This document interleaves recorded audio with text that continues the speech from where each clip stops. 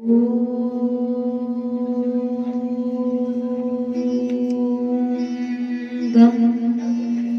गणपतये नमो नमः।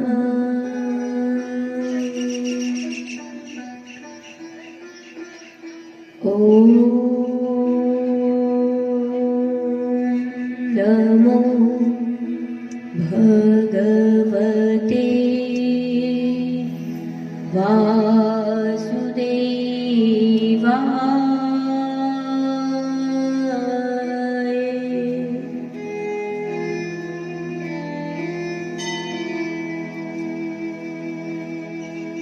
ॐ भागवत महापुराणाय नमो नमः।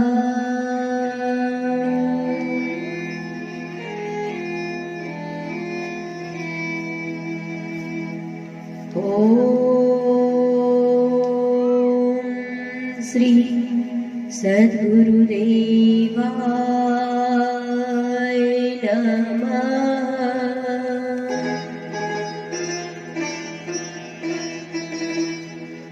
श्री राधा कृष्णाभ्यां नमः।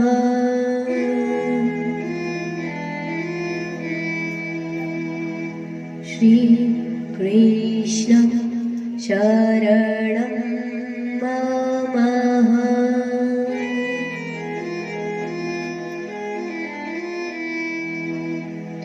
ॐ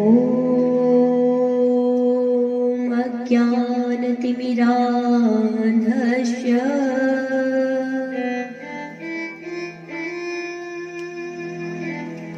ज्ञानाञ्जनशलाकया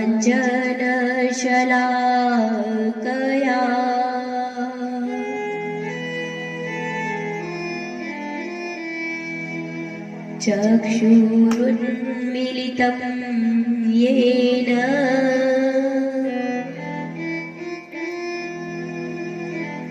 तस्मै श्री गुरुवे नमः।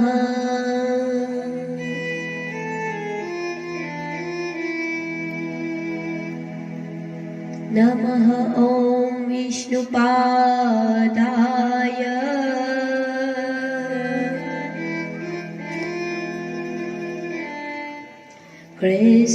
कृष्णप्रेष्ठाय भूतले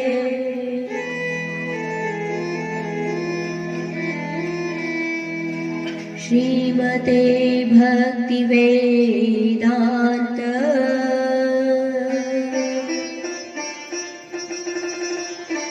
स्वामिनिति नामिने।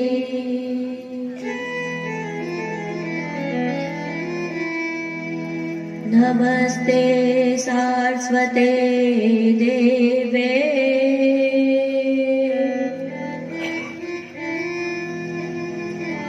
गौरवाणी प्रचारिणे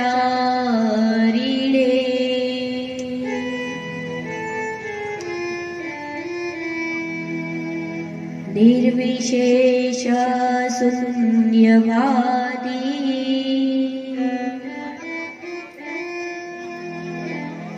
पाश्चात्य देशतारिणे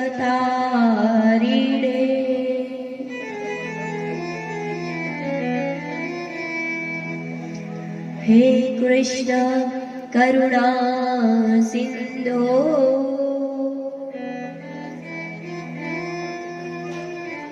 दीनबन्धो जगत्पते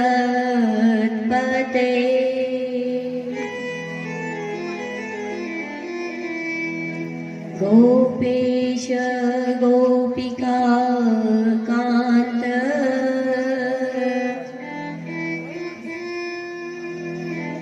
राधाकान्तं नमोऽस्तु ते।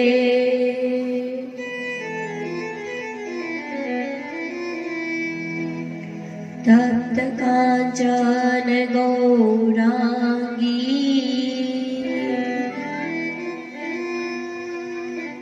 राधे वृन्दावनेश्वरी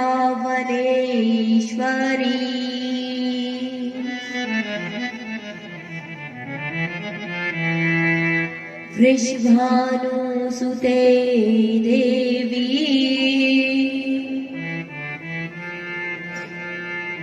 प्रणमामि हरिप्रिये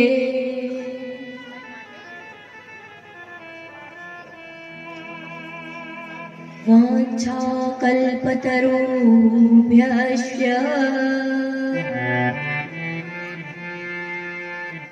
कृपासिन्धुभ्य एव च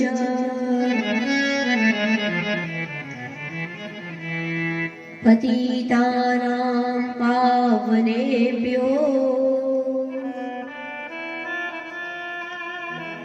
वैष्णवेभ्यो नमो नमः।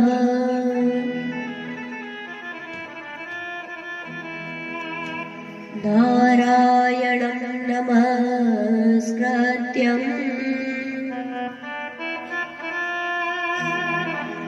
नरं चैव नरोत्तमं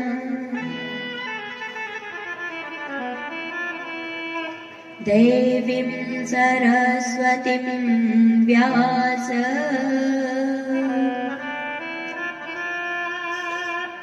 ततो जयमुदीरये।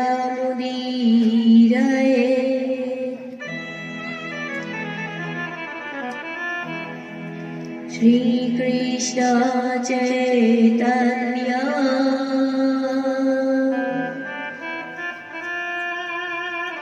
प्रभु नित्यानंद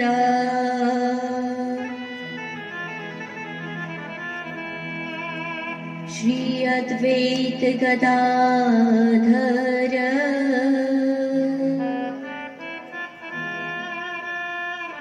श्रीवासादि गौर भक्त वृंद।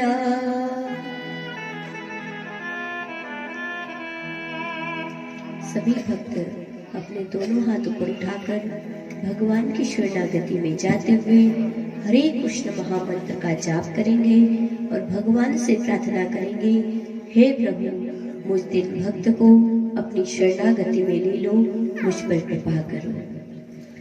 हरे कृष्ण हरे कृष्ण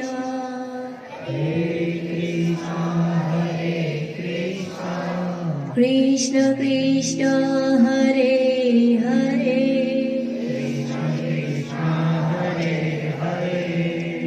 हरे राम हरे राम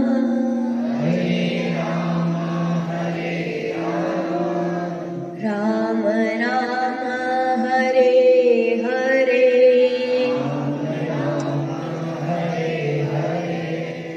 हरे कृष्ण हरे कृष्ण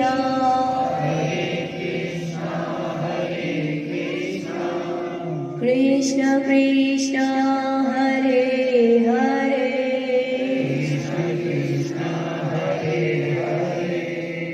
हरे राम हरे राम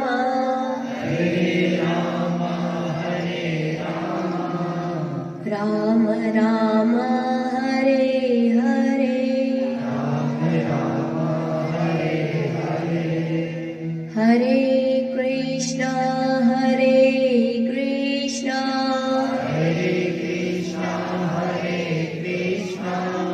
कृष्ण कृष्ण हरे हरे हरे राम हरे राम राम राम हरे हरे हरे कृष्णा श्री भक्त शिरोमणि हनुमान जी महाराज के चरणों में कोटि कोटि प्रणाम। यहाँ पर उपस्थित सभी भगवत रसिकजन के हृदय में विराजमान अकारण करुणा वरुणालय भक्त वांछित कल्पतरु श्री तड़ीदूत विनंदित पीताम्बरधारी बाल कृष्ण लाल के चरणों में कोटि कोटि प्रणाम।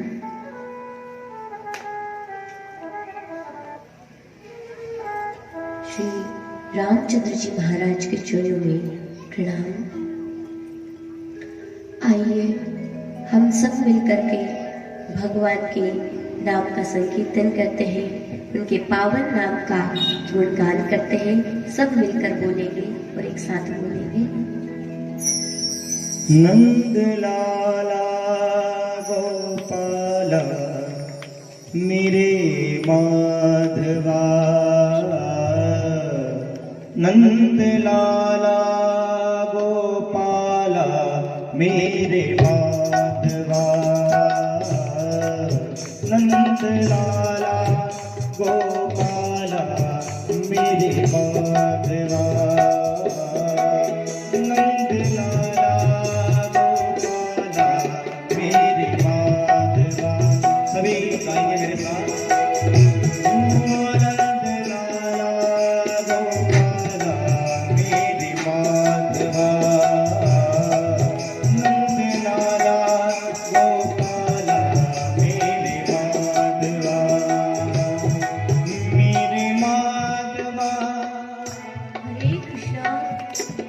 हरे कृष्णा।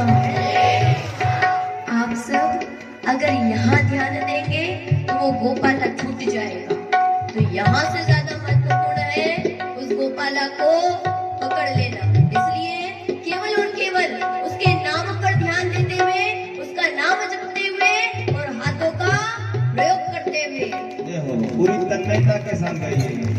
गोपाला मेरे माधवा,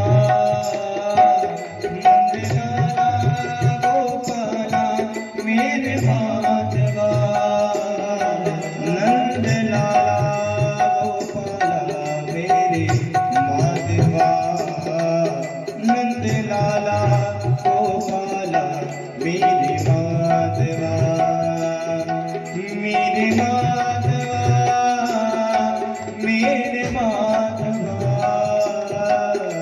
मेरे माधवा, मेरे माधवा, मेरे माधवा,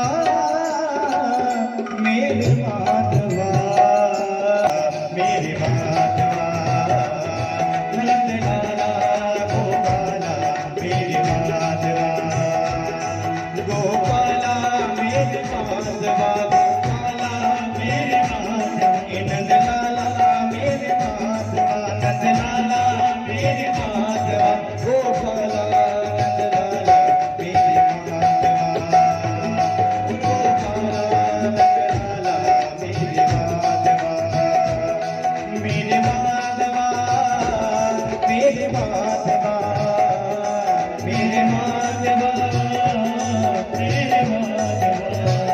मेरे माधवा, मेरे माधवा,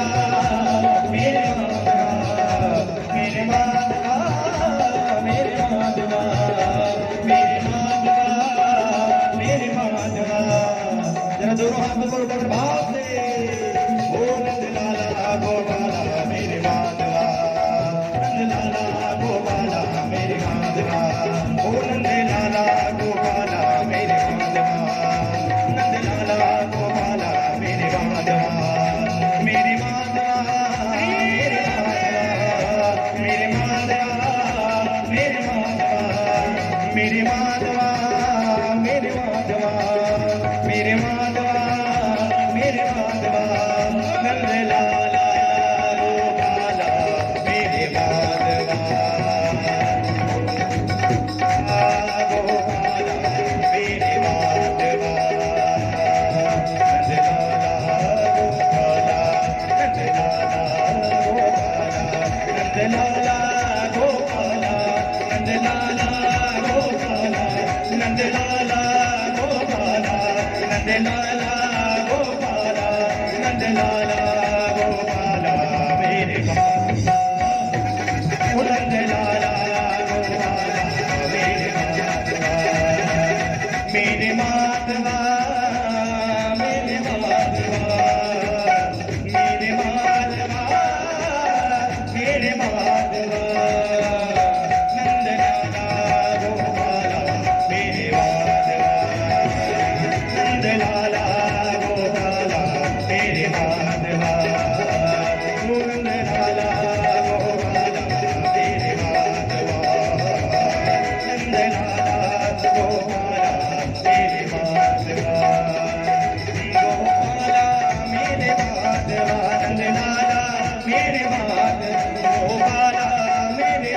माधवा गोपाला मेरे माधव नंद लाला गोपाला मेरे माधवा नंद लाला नंद लाला मेरे नंद लाला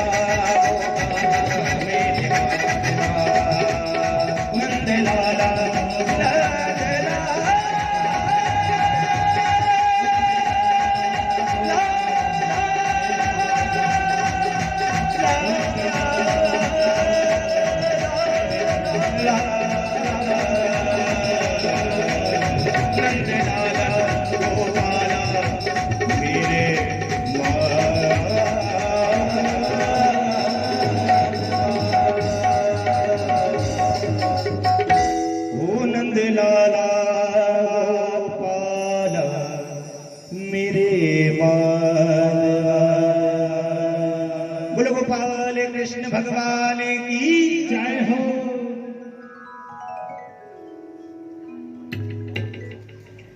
बोली वृंदावन बिहारी लाल की जय। भक्त श्रोमणि हनुमान जी महाराज की जय। भागवत महापुराण की जय। सियावर रामचंद्र भगवान की जय। सद्गुरुदेव भगवान की जय। नंदलाला गोपाला और मेरे माधवा। अब नंदलाला भी आपका, गोपाला भी आपका और माधवा भी आपका। और अगर नंदलाला आपका, गोपाला आपका, माधवा आपका, तो पूरी दुनिया भी आपकी। ये पूरा संसार, पूरा विश्व अभी एक घर आपका है। ज्यादा से ज्यादा कोई बड़ा व्यक्ति है 2 घर होंगे, 3 घर होंगे, 5 घर होंगे। लेकिन जब गोपाला आपका हो गया, नंदलाला आपका हो गया, फिर समस्त विश्व और ये अखंड ब्रह्मांड सब क्या हो गया? आपका हो गया। लेकिन परेशानी एक दूसरी है।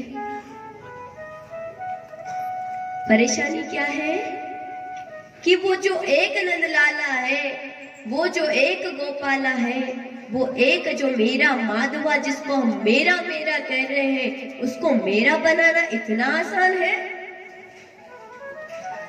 अरे कहते हैं अगर पीएम आपके बस में हो जाए तो फिर क्या, पूरा देश, पीएम तो बेचारे अलग बैठेंगे, हम अपने आप को पीएम बनाकर चलेंगे, है ना? वो तो अपनी जगह। लेकिन उनसे अगर हमारा संबंध भी जुड़ जाए तो हम अपने आप को पीएम बता देंगे पूरी दुनिया में। तो फिर पीएम से संबंध जोड़ना मुश्किल हो सकता है, सीएम से संबंध जोड़ना अगर मुश्किल हो सकता है, तो फिर गोविंद को इतना आसानी से कह दिया कि मेरा है, इतना आसानी से माधवा मेरा। रोज कहते हो गोविंद मेरो है, गोपाल मेरो है, रोज रोज कहते हो, बड़ी आसानी से कहते हो। लेकिन जितना आसानी कहना है ना, उतना ही आसान उसको अपना बनाना भी है। उतना ही आसान है, जितना आसान कहना है उतना ही आसान। लेकिन बात तो ये है कि कहा भी नहीं जाता। हम यहाँ से भजनों के माध्यम से कहलवाने की कोशिश करते हैं कि कहो गोविंद मेरा है, कहो गोपाल मेरा है, ताकि पूरी समस्त सृष्टि आपकी हो जाए। लेकिन यहाँ तो कुछ लोग फिर भी ऐसे बैठते हैं, फिर भी बोले नहीं, बोले जाता है, क्योंकि जानते हैं कि हमारी इतनी है ही नहीं, तो क्यों बोले, बोल भी नहीं पाते। तो जितना बोलना आसान है, उतना ही उसको अपना बनाना भी आसान है। और वो कैसे है? आज जो कथा है ना, आज जो कथा है वो है ब्रह्म और जीव के मिलन की। आज जो कथा है वो भगवान के और भक्त के मिलन की। मतलब कल तो मेरा है कहा था और आज आपका हो जाएगा। पहले होता है ना, सगाई पक्की होती है तो क्या होता है ना। लेकिन अगर शादी हो जाए तो हो गया, है ना। अभी रिश्ता है लेकिन अब रिश्ता पक्का हो गया, अब जग जाहिर हो गया कि हाँ हो गया। ऐसे ही कल तक रिश्ता था लेकिन अब आज पक्का होने का दिन है। और देखो, रिश्ता जब करते हो तो कैसे करते हो? रिश्ता देखते हो तो क्या देखते हो? कभी हुए कि नहीं आपके यहाँ कहीं रिश्ते? कभी देखे कि नहीं? देखे है ना कैसे होते हैं। वो ब्राह्मण जी आए, पंडित जी आए, उन्होंने बोला उनका बेटा अच्छा, आपकी बेटी अच्छी, तो क्या देखते हो? गुण। उसके पहले दूसरी चीज देखते हो, गुण तो बाद में देखते हो। क्या देखते हो? जानते हो ना सब, आप सब समझदार हैं। सबसे पहले आप ये देखते हो कि लड़का कितना कमाता है, और अगर लड़की है तो ये देखते हो कि गुणवान है कि नहीं है। तो बात कर लेते, चलो गुणों की देखते हैं। तो गुण में क्या देखते हो? सबसे पहली बात, हर व्यक्ति ये देखता है हमारे जैसे समाज में उठने बैठने जैसा है कि नहीं है। पहले आपस में धनी मेंटेन होता है दोनों तरफ से। आजकल तो जब लड़कियों को भी देखा जाता है तो कहते हैं कि भाई अपने जैसे है कि नहीं है ना। गरीब घर की नहीं चलेगी। क्यों? क्योंकि दहेज लेना है, जब जब विवाह होगा तब तब कुछ कुछ कराना है। तो क्या देखते हैं? सबसे पहली चीज देखी जाती है धन। तो देखो, इस संसार में मेरे गोविंद से बढ़कर, मेरे कृष्ण से बढ़कर कोई और धनवान हो तो बताओ, है आपकी नजर में? अब आपका रिश्ता पक्का कराने हम जा रहे हैं तो हमको हमारे द्वारिकाधीश की विशेषता तो बतानी पड़ेगी कि नहीं? नहीं तो आप संबंध कैसे जोड़ोगे? और जबरदस्ती मेरो है बोल रहे हो तो फिर हमें परेशानी कि आपका है नहीं, बनाया नहीं और जबरदस्ती बोले जा रहे हो। अपना बना लो।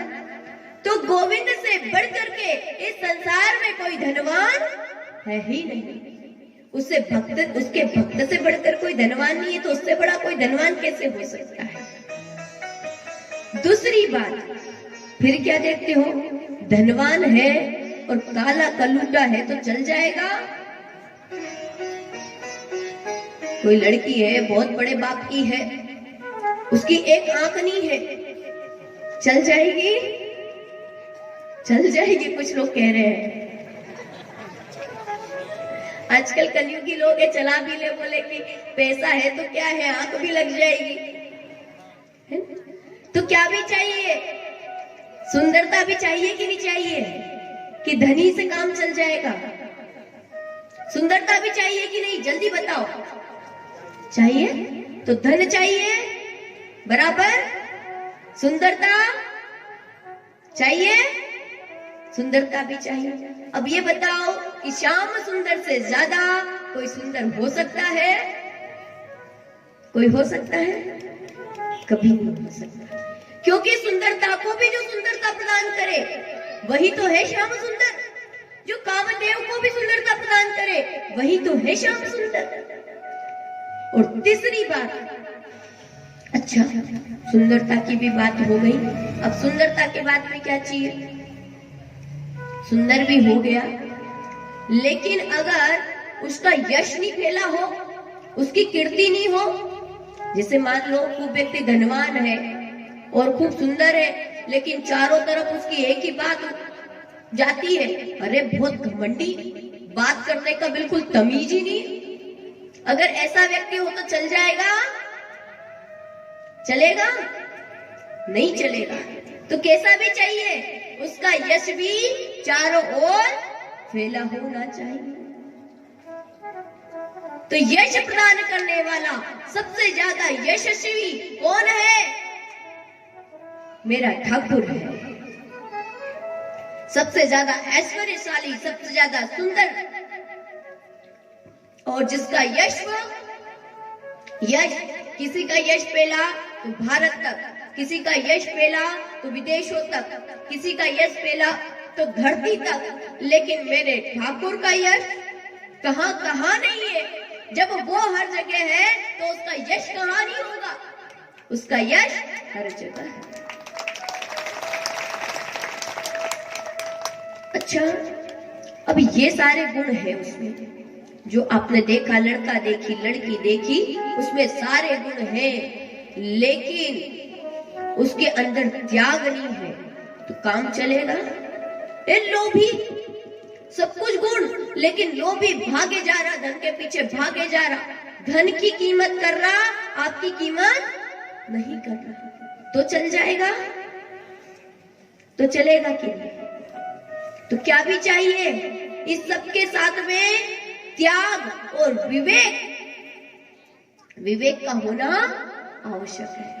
तो ठाकुर के पास इतना संपत्तिशाली होने के बाद में, सौंदर्यशाली होने के बाद में क्या है? त्याग है, जो कि परम आवश्यक है। अच्छा, बल की बात कर लो। किसी के पास में सुंदर भी है और क्या भी है? धन भी है, त्याग भी है, लेकिन बल में कुछ भी नहीं है, शक्तिशाली नहीं है, तो काम चलेगा? क्या भी चाहिए? बल भी तो चाहिए। थोड़ी बोलते ना आपकी भाषा में, लोगों को डर भी तो होना चाहिए, है ना? उसका डर ही नहीं है लोगों को, तो फिर किस काम का? थोड़ा डर भी तो होना चाहिए। अब देखो, जो आपने व्यक्ति देखा, उसके पास में धन है, सौंदर्यशाली है, त्याग है और बल भी है, लेकिन एक चीज नहीं है। अभी तक लड़का या लड़की पसंद आई कि नहीं? जो हमने बताया आपको, धनवान है, सौंदर्यशाली है, और क्या है? यशस्वी भी है, और क्या भी है? बलशाली भी है और त्यागी भी है, लेकिन एक चीज नहीं है, और वो चीज है क्या? बुद्धि। अब बताओ, चलेगा? चल जाएगा? क्योंकि अगर बुद्धि न हो, विवेक न हो, तो व्यक्ति के पास में सब कुछ हो। अब देखो, धन तो पिताजी का दिया हुआ हो सकता है, यश कीर्ति भी पिताजी के कारण हो सकती है, सौंदर्य भी भगवान का दिया हुआ हो सकता है, लेकिन अब बुद्धि नहीं है। भगवान ने बुद्धि नहीं दी, बाकी सब कुछ दिया। कभी कभी कहते हैं ना कि भगवान ने उसको सब कुछ दिया पर एक चीज नहीं दी। अब अगर बुद्धि नहीं है तो काम नहीं चलेगा। क्यों? क्योंकि अगर बुद्धि नहीं है तो लक्ष्मी का प्रयोग कहाँ करना, यही नहीं पता चलेगा। और कहते हैं कि जब जब लक्ष्मी आती है, बुद्धि का हरण कर लेती है। अगर बहुत ज्यादा लक्ष्मी आ जाए तो क्या कर लेती है? बुद्धि को हर लेती। व्यक्ति को समझ ही नहीं आई क्या करूं और क्या नहीं करूं, घमंड में मारा पीटता है। अब लक्ष्मी भी है लेकिन बुद्धि नहीं है तो काम नहीं चलेगा। लेकिन ये सारे के सारे गुण ठाकुर जी में है, भगवान में है, गोविंद में है। अब आप सबको पता चल गया, तो आपको गोविंद से संबंध जोड़ना कि नहीं जोड़ना, ये बताओ।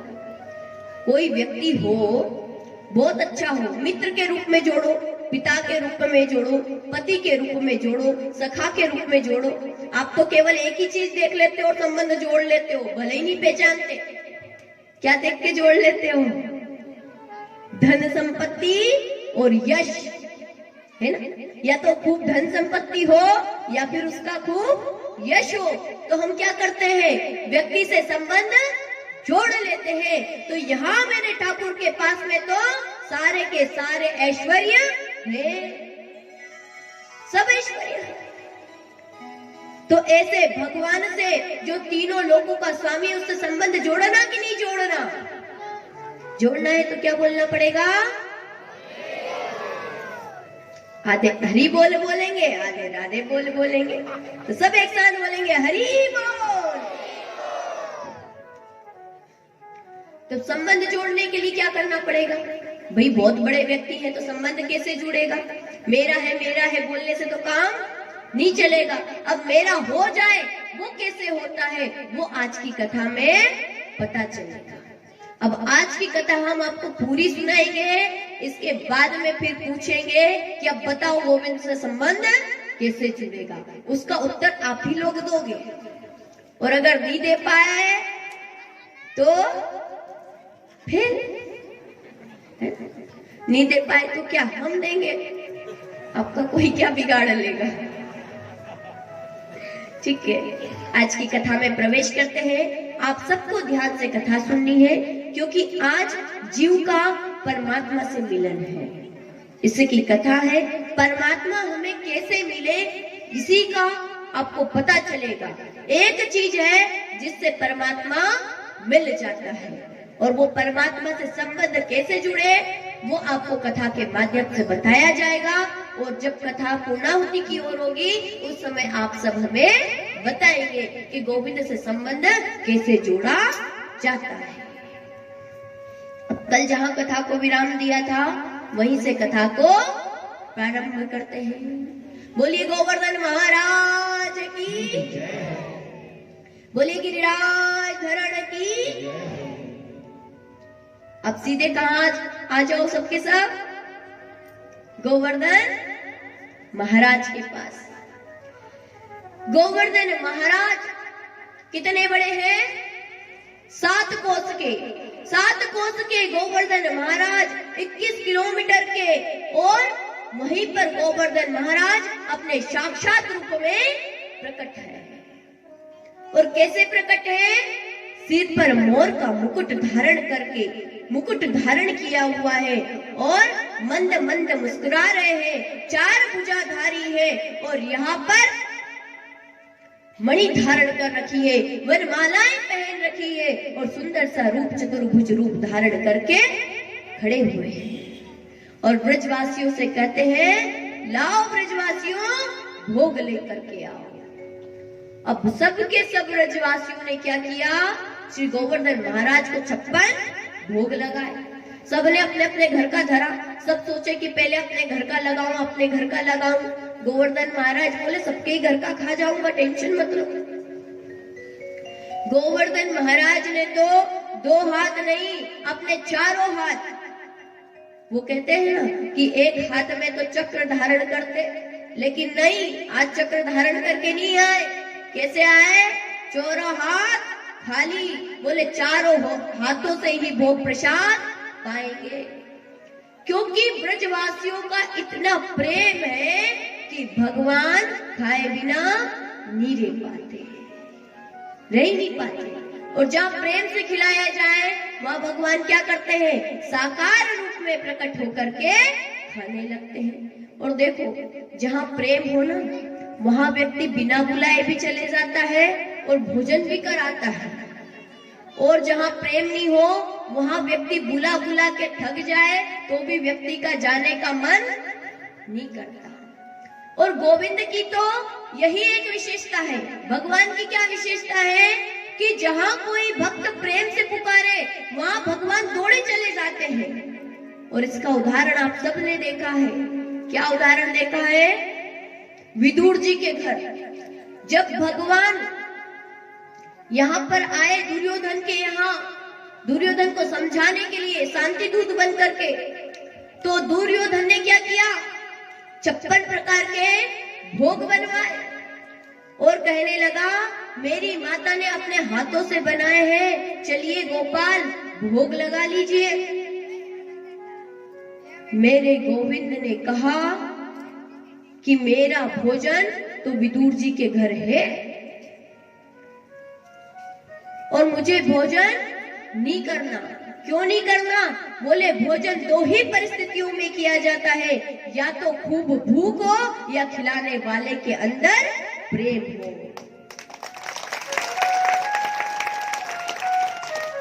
मुझे भूख है नहीं और तुम्हारे अंदर प्रेम है नहीं, तो बताओ भोजन कैसे करूं? तो क्या चाहिए? प्रेम चाहिए भोजन कराने के लिए। यहाँ ब्रजवासी सबके सब इस भावना से भगवान के सामने भोग रखे कि हमारा भोग प्रभु पाएंगे, प्रभु पाएंगे। सबने भोग रखा, भगवान चारों हाथों से पाने लगे। अब जब भगवान चारों हाथों से पाने लगे तो एक ब्राह्मण का बेटा था जो कि भगवान का मित्र था, भगवान का छोटा सा सखा था। नाम क्या है? मधुमंगल। मधुमंगल बोला, अरे कन्हैया, ये तेरे गिरिराज महाराज लागे कई दिनन के भूखे हैं, न जाने कितने दिन के भूखे हैं, कब से खाए जा रहे। अरे थोड़े शांति से खा ले, ये चार चार हाथ से खावे, दो दो हाथ से खा ले। अब देखो कल से ही खा रहे गिरिराज महाराज, कल ही भोग लगाया था हमने, तो कल से आज तक खा रहे। तो मधुमंगल बेचारा बोल पड़ा, ब्राह्मण का बेटा, देखो ब्राह्मण चाहे कितना भी भोग लगाए, हम तो सच्ची सच्ची कहते हैं, खूब भूख लगती है।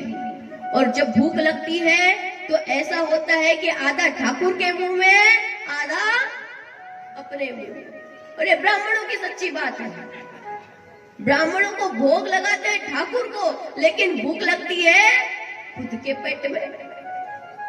तो यहाँ पर मधुमंगल करा तो रहे हैं कि ठाकुर तो खा रहे हैं, वो तो ठीक है, वो तो रोज ही खाते हैं, लेकिन हमें भी तो भूख लगी, थोड़ा हमारा भी तो ध्यान रखे। और देखो ब्राह्मणों का जितना भी काम होता है वो क्रियाओं में होता है, और भक्तों का जो काम होता है वो भक्ति में होता है। तो मधुमंगल इसलिए बोल पड़ा, अरे ये थोड़ा धीरे धीरे खाए, इनको कौन रोके है? कन्हैया बोले, वो चार भुजाधारी है तो उनको बताना तो पड़ेगा कि देखो तुम्हारे पास तो खाने के लिए दो ही हाथ है, मेरे पास तो चार हाथ है, तुम दो हाथ से कमा करके खाते हो, फिर भी तुम्हारा कभी बढ़ता ही नहीं। तो भगवान खा रहे। अब जब भगवान प्रसाद पा रहे हैं, मधुमंगल ने देखा कि इनको तो 3 दिन हो गए प्रसाद पाते पाते, लेकिन ये तो रुकने का नाम ही नहीं लेते।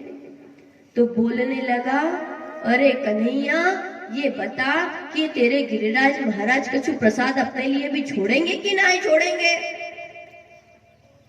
कन्हैया ने कही, छोड़ेंगे छोड़ेंगे, रुक तो सही। इतने में गिरिराज महाराज ने सोची कि अब इन सबके विषय में भी सोचना चाहिए, तो सब में से थोड़ा थोड़ा प्रसाद पा करके बाकी का प्रसाद छोड़ दिया। सारे ब्रजवासी अपने आप को धन्य धन्य कहने लगे। नंद बाबा आदि ब्रजवासी बोले, वारे कन्हैया, तेरे गोवर्धन महाराज ने एक ही बार में पूजा से प्रसन्न होकर के हमको दर्शन दे दिया। हम इंद्र की पूजा वर्षों से करते चले आ रहे, लेकिन इंद्र ने कभी दर्शन नहीं दिया, लेकिन तेरे गोवर्धन महाराज ने एक ही बार में दर्शन दे दिया। सबने मिलकर के श्री गोवर्धन महाराज की परिक्रमा की, सबने परिक्रमा की, और परिक्रमा करने के बाद में सबने जोर से जयकारा लगाया, बोलिए गोवर्धन नाथ महाराज की। अब जैसे ही जयकारा लगाया, ऐसा जयकारा लगाया, कैसा? आपके जैसा थोड़ी, कैसा लगाया? ऐसा लगाया कि इंद्र तक आवाज चली गई। अपने यहाँ राम जी तक आवाज चली जाए, ऐसा जयकारा तो लगाओ। बोल श्याम रामचंद्र भगवान की। तो जैसे ही जयकारा लगाया, ऐसी जोर का जयकारा लगा तो इंद्र तक आवाज पहुंच गई। इंद्र ने सोचा, ये तो मेरी पूजा का समय है, मेरी जयकारा का समय है, यहाँ पर ये गोवर्धननाथ महाराज नए कौन से आ गए? आज तक इनका तो नाम सुना नहीं। इतने में नारद जी पहुंच गए। नारद जी को तो अपना काम करना है। नारद जी पहुंचे, नारायण नारायण, आज से आपका काम खत्म। छोटे से ब्रजवासी, छोटे से कन्हैया ने आपकी पूजा बंद करवा दी। अब तो पृथ्वी लोक पर वर्षा के लिए आपको नहीं पूजा जा रहा, पत्थर पर्वत पूजे जा रहे हैं। पर पत्थर पर्वत की पूजा हो रही है। अब इंद्र तो पहले ही अभिमान में अपने आप को ईश्वर समझने लगा, भूल गया था। सो बिना सोचे विचारे, देखो, जो भगवान क्रोधित हो, आपको बिना सोचे समझे क्रोधित होकर के दंड दे, वो भगवान कैसे हो सकता है? मेरा ठाकुर दंड देता है, लेकिन आपको सुधारने के लिए देता है, और इतना देता है कि वापस आप संभल सको। आपको उठाना भी जानता है, लेकिन जो देवता बिना सोचे समझे आपको दंड दे, वो कैसे देवता? वो भगवान नहीं हो सकते, वो देवता ही हो सकते हैं। देखो, आपने सुना होगा, सारे देवताओं की स्थिति खराब होती है, आपकी राशि में होती है ना। आप कहते हो ना, आपके भाग्य में ज्योतिषाचार्य के पास जाते हो, तो कभी आपने सुना कि आपका जो है कृष्ण अच्छा नहीं चल रहा, आपके राम जी अच्छे नहीं चल रहे? कभी किसी ने ये कहा? क्या कहते हैं? आपके गुरु की स्थिति ठीक नहीं, आपकी शनि की स्थिति ठीक नहीं, आपके मंगल ठीक नहीं। यही ठीक नहीं होते, क्योंकि देवता आपको कष्ट देते हैं, लेकिन भगवान आपको कष्ट नहीं देते। भगवान तो आपको थप्पड़ मारते हैं, और थप्पड़ भी क्यों मारते हैं? सुधारने के लिए। केवल छोटा सा दुख देते हैं, ताकि आप सही अपनी स्थिति पर आ जाओ। यहाँ पर इंद्र ने अपने मेघों को बुलाया, और कैसे? गणम सामर्थकम नाम मेघानाम चांतकारिणाम। मेघों को बुलाया, और मेघों को बुला करके कहा, जाओ ब्रज में घनघोर वर्षा करो। और वर्षा कैसी करनी है? वर्षा ऐसी करना कि एक भी घर सुरक्षित न रहे। अब मेघमालाओं को तो ऐसा मौका मिलता ही नहीं। बड़े बड़े मेघ, वो तो तुरंत जो आ गया महाराज ये चले। बड़े बड़े मेघ अपने अंदर जल भर करके चले हैं ब्रज की ओर। चारों ओर ब्रज में क्या हो गया? अंधेरा छा गया। देखते ही देखते सब ब्रजवासी देखते कि अभी तो बहुत उजाला था, अभी क्या हुआ? पूरा अंधेरा छाया हुआ है। हवाएं चलने लगी, और मेघों ने वर्षा करना शुरू कर दिया। अब जितना भी बारिश का जल था, तड़ तड़ तड़ तड़ करके गिरने लगा, बारिश होने लगी। अब बारिश हुई, सारे के सारे जितने भी ब्रजवासी थे, जो प्रसाद पाने के लिए बैठे थे, वो कहने लगे, अरे कन्हैया बचा, अरे कन्हैया बचा, अरे कृष्ण बचा। उन मेघों को देख करके सब भगवान की शरणागति में आ गए। चाहते हैं, हम होते तो क्या करते हैं? पहले छतरी टांगते,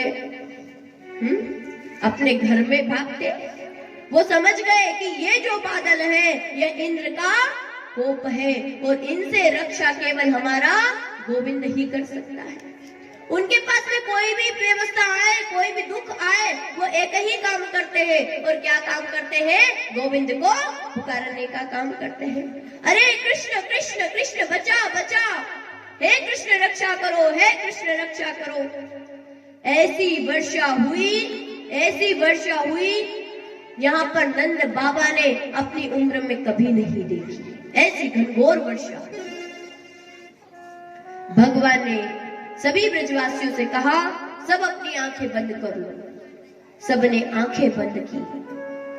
भगवान ने जैसे ही सब ब्रजवासियों ने आंखें बंद की, भगवान ने श्री गोवर्धन महाराज को अपने बाएं हाथ की कनिका कनिष्ठिका उंगली पर के नख पर धारण कर लिया। बोले गिरिराज हरण की जय, गिरवरधारी भगवान की जय। और जैसे ही गिरवर को धारण किया, और सब ब्रजवासियों को कहने लगे, सब ब्रजवासियों आ जाओ, सब नीचे आ जाओ, सब आ जाओ। आइए हम सब गिरवरधारी भगवान की शरणागति में चलते हैं, उनकी स्तुति करते हैं। उनक पे गिरवर लीलो धार, कन्हैया मेरो बारो, ए कन्हैया मेरो बारो, ओ कन्हैया मेरो पारो, ओ नख पे गिरवर लीनो धार, कन्हैया मेरो पारो, नख पे गिरवर लीनो धार, कन्हैया मेरो पारो, ओ कन्हैया मेरो पारो, ओ कन्हैया मेरो पारो, कन्हैया मेरो पारो, कन्हैया मेरो पारो, नख पे गिरवर लीनो धार, कन्हैया मेरो पारो, नख पे गिरवर लीनो धार, कन्हैया मेरो पारो।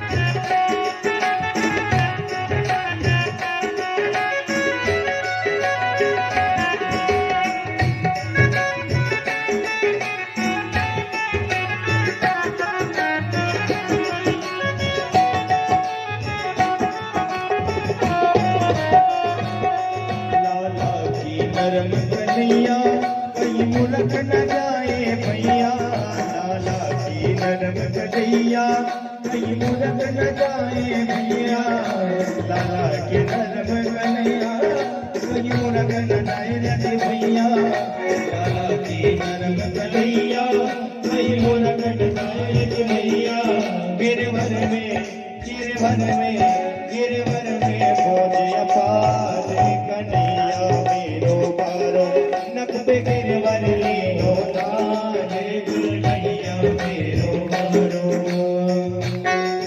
कन्हैया मेरो पारो, कन्हैया मेरो पारो, कानूनो मेरो पारो, कन्हैया मेरो पारो, कन्हैया मेरो पारो, नख पे गिरवर लीनो धार, कन्हैया मेरो पारो, नख पे गिरवर लीनो धार, कन्हैया मेरो पारो, गिरिराज धरन हम तुम्हारी शरण, गिरिराज धरन हम तुम्हारी शरण, ओ तुम्हारी शरण हम तुम्हारी शरण, तुम्हारी शरण तुम्हारी शरण, गिरिराज धरन हम तुम्हारी शरण, गिरिराज धरन हम तुम्हारी शरण, ओ गिरिराज धरन हम तुम्हारी शरण, गिरिराज धरन हम तुम्हारी शरण, ओ गिरिराज धरन हम तुम्हारी शरण, गिरिराज धरन हम तुम्हारी शरण, गिरिराज धरन हम तुम्हारी शरण, गिरिराज धरन हम तुम्हारी शरण, गिरिराज धरन हम तुम्हारी शरण, गिरिराज धरन हम तुम्हारी शरण, गिरिराज धरन हम तुम्हारी शरण। गिरिराज धरन भगवान की जय हो, बोली गिरवरधारी भगवान की जय हो। भगवान 7 वर्ष के छोटे से कन्हैया, जरा एक बार इस झांकी का दर्शन कीजिए। माताएं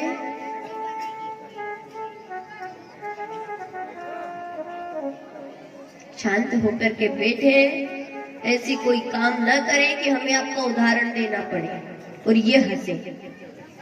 ऐसा काम मत करो। हम आपको कुछ कहना नहीं चाहते, इशारे में समझ जाओ। शांत रहे। सब बोलेंगे हरे कृष्णा। यहाँ पर एक बार कन्हैया के दर्शन तो करो। आपका कन्हैया कितना छोटा है और कितना बड़ा काम करता है। आपका छोटा सा बच्चा कोई बड़ा काम किया, कोई छोटा मोटा भी काम कर दे तो बड़ा बताती हो, खूब बताती रहती हो। एक बार देखो तो सही, सुनो तो सही, कन्हैया ने क्या किया, जरा विचार करके देखना। 7 वर्ष के हैं कन्हैया, और 7 वर्ष के कन्हैया ने 7 कोस के गिरिराज जी को अपनी कनिष्ठिका उंगली के नख पर, वो भी कौन सा, दायां हाथ नहीं, बाएं हाथ की कनिष्ठिका उंगली के नख पर 7 दिन तक 7 कोस के गिरिराज जी को धारण करके रखा। छोटे से 7 वर्ष के कन्हैया। अभी आपके 7 साल के बच्चे को कहो 5 किलो का पत्थर उठा ला, उठाते नहीं बनेगा, वो भी दोनों हाथों से। और यहाँ 7 वर्ष के कन्हैया ने 7 कोस के गिरिराज जी को उठाया, और ऐसा नहीं दोनों हाथों में, केवल कनिष्ठिका उंगली के नख पर धारण किया, नख पर। अब जब ब्रजवासियों ने दर्शन किया, 3 दिन 4 दिन हो गए, ब्रजवासी बोले, अरे कन्हैया देख हाथ हटाई ले, तू हार गयो होगो, थक गयो होगो, हाथ हटा ले। कन्हैया बोले, अगर मैं हाथ हटा लूंगा तो ये गिरिराज जी नीचे नहीं आ जाएंगे। सारे ब्रजवासी बोले, क्यों रे कन्हैया, तू क्या समझे है कि तूने ही गिरिराज जी उठा रखा है, तूने ही गोवर्धन महाराज को उठा रखा है।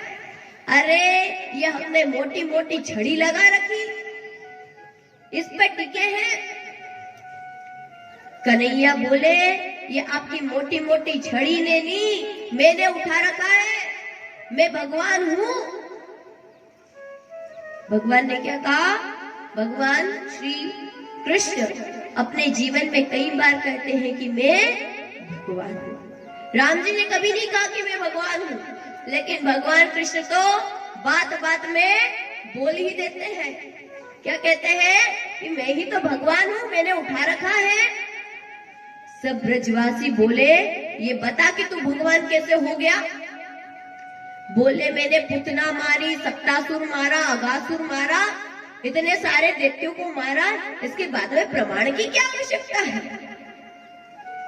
अरे कन्हैया, तूने ये सब मारा, लेकिन तुझे इतना बल कहां से मिला।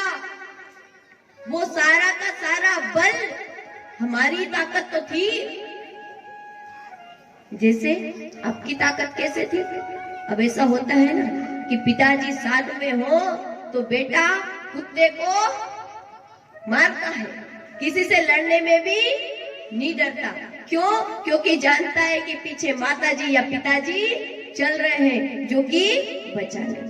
अगर वो कुत्ते को पहले तो खूब मारे, और अगर वो कुत्ता एक बार भी भौंके तो दौड़ के कहां जाए, माता पिता के पीछे। तो वो बोले, अरे कन्हैया, हम तेरे पीछे पीछे थे, इस कारण से तू ही मार पाया।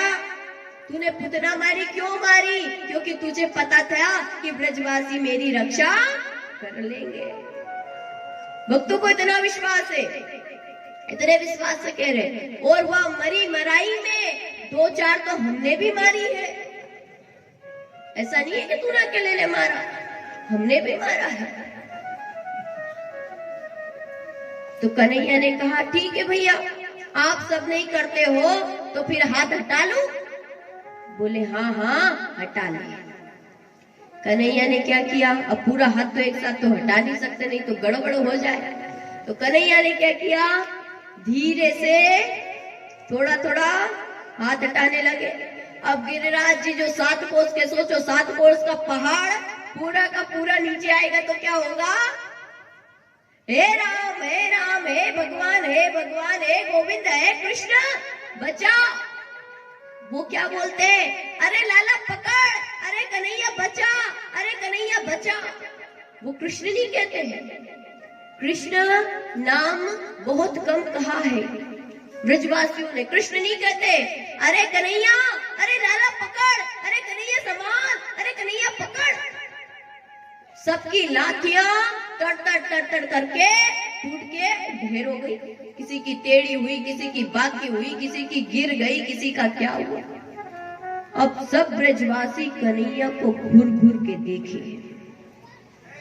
क्यों रे कन्हैया, यह बात बता, इतनी ताकत कहां से आई? तूने कैसे उठाया? हमारी ये मोटी मोटी छड़ी सब टूट गई और तेरी ये पतली सी उंगली और इसके नक पे तूने ये गिरिराज को धारण कर रखा। बता तूने कैसे धारण कर रखा? तेरे अंदर ये ताकत कहां से आई? हमारे अंदर क्यों नहीं? अब कन्हैया बोले, मैंने पहले ही तो बताई थी कि मैं भगवान हूं, लेकिन अगर फिर से भगवान बताया तो कुछ बोलेंगे नहीं सीधे? बोले बताते अभी तुम भगवान है ना, ज्यादा मजाक करे। कन्हैया ने सोची अब भगवान बताने से काम नहीं चलेगा, तो कन्हैया ने क्या किया? कन्हैया ने कहा, कछु माखन को बल बढ़ियो, कछु गोपन करी सहाय, श्री राधा जू की कृपा सो मैंने गिरवर लियो।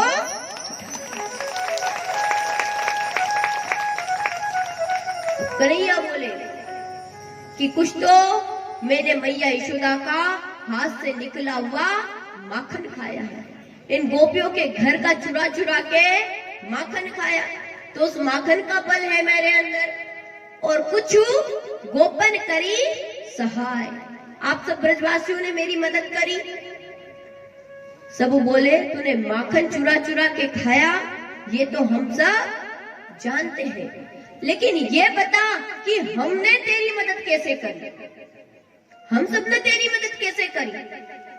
हमने तो तेरी कोई मदद नहीं करी, बता हम सब ने कैसे मदद करी? बोले आप सब ने ऐसे मदद करी, आपकी ये छड़ी ने मदद नहीं करी, आपने ही मदद करी। बोले कैसे करी? तो बोले मैंने जब गिरिराज जी उठाए नहीं, तो आप सब लोग मुझे घूर घूर के देख रहे थे, और जब आप सब मुझे घूर घूर के देख रहे थे तो सब विचार कर रहे ब्रजवासी, हमारा कन्हैया कितना छोटा सा है, कितना लल्ला सा है, कितना कोमल सा है और कितना प्यारा ये लगता है, लेकिन देखो तो सही इतने बड़े विशाल गिरिराज को, गोवर्धन को इसने कैसे उठा लिया। सब उनका दर्शन कर रहे थे। बोले ये जो सब 3 दिन से मुझे घूर घूर के देख रहे हो ना, तो जितनी भी आपकी आंखों की शक्ति है वो सब मेरी आंखों में आ गई। भगवान के पास में वाणी पटुता बहुत है, वाणी के बहुत चतुर है। सो कहने लगे कि जब तुम मुझे घूर घूर के देखते हो तो तुम्हारी आंखों से तुम्हारी जितनी भी शक्ति है सब मेरे अंदर आ जाती है। तो सारे ब्रजवासी बोले, वारे नंद के छोरा, अब तक तुम माखन चुराए, वो तो सब ठीक है, लेकिन अब तू शक्ति भी चुराने लगा, हमारी शक्ति भी नहीं छोड़ी। और वास्तव में श्री कृष्ण इतने बड़े चोर हैं कि चोरों के भी चोर हैं। भगवान के एक भक्त ने तो भगवान की चोर के रूप में स्तुति की, और स्तुति करके ऐसा चोर के रूप में भगवान को बुराई भी कर रहे हैं कि तुम बहुत बड़े चोर हो, और भगवान की वंदना भी कर रहे हैं, और कहते हैं कि तू चोर होगा सबसे बड़ा, लेकिन मैं चोर को भी चोर हूं। इतनी अच्छी वंदना की, और कहते हैं गोविंद आप सर्वस्व चुराने वाले। तो यहाँ पर सब ब्रजवासी बोले कि वाह रे कन्हैया, आज तक तो तू केवल क्या करता था, माखन चुराता था, लेकिन आज तूने क्या किया, हमारी शक्ति भी चुरा ली। लेकिन आप देखो, कृष्ण को केवल माखन चोर के रूप में अगर आप जानते हो तो सावधान हो जाना, क्योंकि कृष्ण केवल माखन चोर नहीं है। कृष्ण तो आप एक नाम और भी कहते हो, मनोहर कहते हो ना, मुरली मनोहर नंदलाला। तो मनोहर क्या है? मन का हरण करने वाला। आपके मन का हरण कर ले मतलब क्या? मन को भी चुरा ले।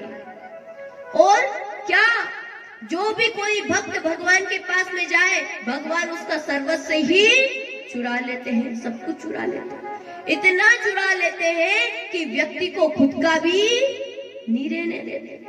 ऐसा कोई चोर देखा भला जिसके पास कोई जाए और उसे